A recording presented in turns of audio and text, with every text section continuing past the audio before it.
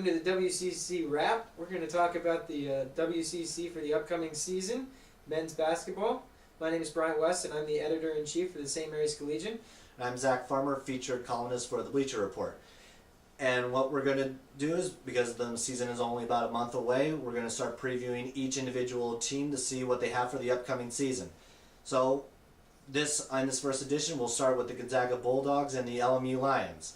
And specifically, we'll start with the Gonzaga Bulldogs, who had another strong season this past year, finishing in the second round of the NCAA tournament before being eliminated by number 1 Syracuse.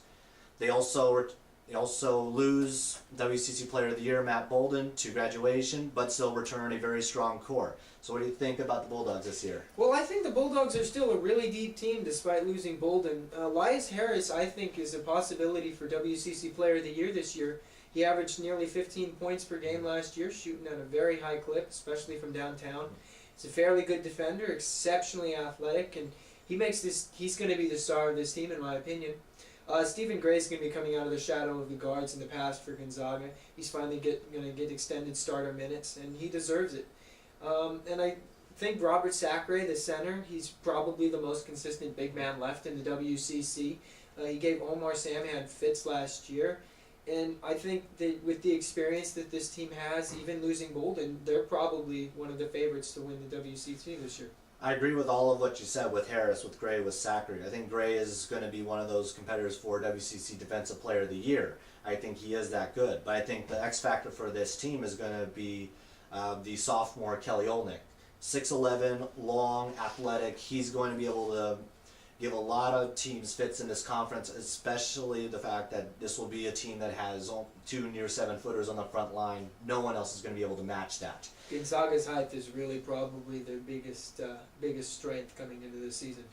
All right, and I know they are always able to put together a pretty good schedule. So what do they have looking at them ahead? Well, Gonzaga gets right off the bat with really good teams. The third game of the season is going to be versus San Diego State. Then they travel to Kansas City. They're going to face Kansas State, and then either Duke or Marquette.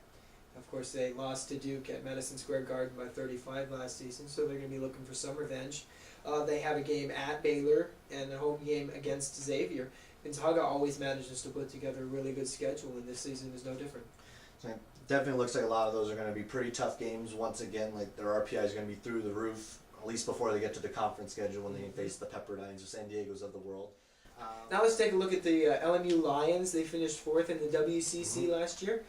They played some really good games. They played a really good game at St. Mary's, and they beat Gonzaga at home last season.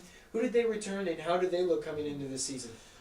LMU is looking really strong coming into this season. They return 4 of the 5 starters that they have from last year, including Vernon Teal and Drew Viney, who were both WCC first teamers last year.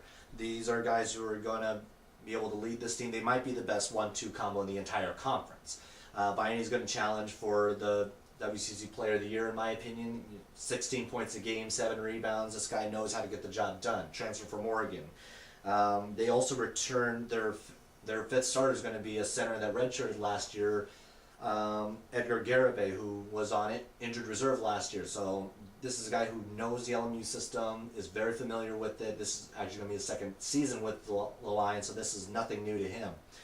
Now the big thing for them is going to be just putting it all together. Ashley Hamilton, who is their big power forward, is going to start at the 4, is going to be a huge key for the Lions. Well, I think that Hamilton is probably the X factor for the Lions, because last year he showed a lot of grit. He was one of the premier big men last year. He showed lots of flashes of potential. He had a really good game here at St. Mary's against Omar Samhan. So I really think that while you talked about some of their bigger names, I think he could definitely be that key player for them down the stretch. All right, and yeah, with Hamilton, I know, he was one of those guys, he was on the WCC All-Freshman team last year, so this is a guy, along with, Matthew Dellavedova and some of the others, that he's going to be there for the long haul over the next few years, so this is one we definitely have to watch out. But now there are a couple other guys that LMU's picked up that we have to watch out for. Godwin Okenji, he was a highly touted recruit. ESPN ranked him as an 89, which puts him as pretty much a starter at the mid-major level right away. Mm-hmm. And now he's going to be coming off the bench for LMU, so this is going to be a very deep team, very athletic team.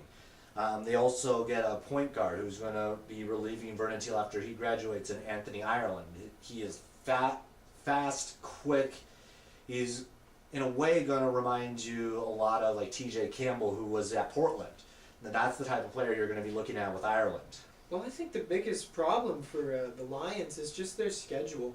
They're right in that cusp of a good team. They showed a lot of improvement last year, but not good enough yet that the great teams are going to want to face them because it's not risk. It's too much of a risk because if you lose to LMU, it's going to be a huge upset. But they're not good enough to warrant that risk.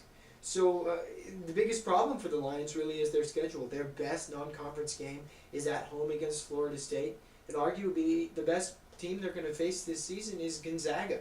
So what they really have to hope is getting into the beginning of the WCC schedule, they really have to hope that they've impressed enough, they've got enough wins that they're going to get a really good team when they face off in the bracket buster, or it's going to be a wash of a schedule for them. It's definitely going to be interesting with Gonzaga and LMU this season. These are two teams that should be in the top 4 of the conference, so we will definitely see. So our next show we'll be going over Pepperdine and Portland. So until next time, I'm Zach Farmer. And I'm Bryant West. And we'll see you next time. Hey! And I lost my leg! Climbing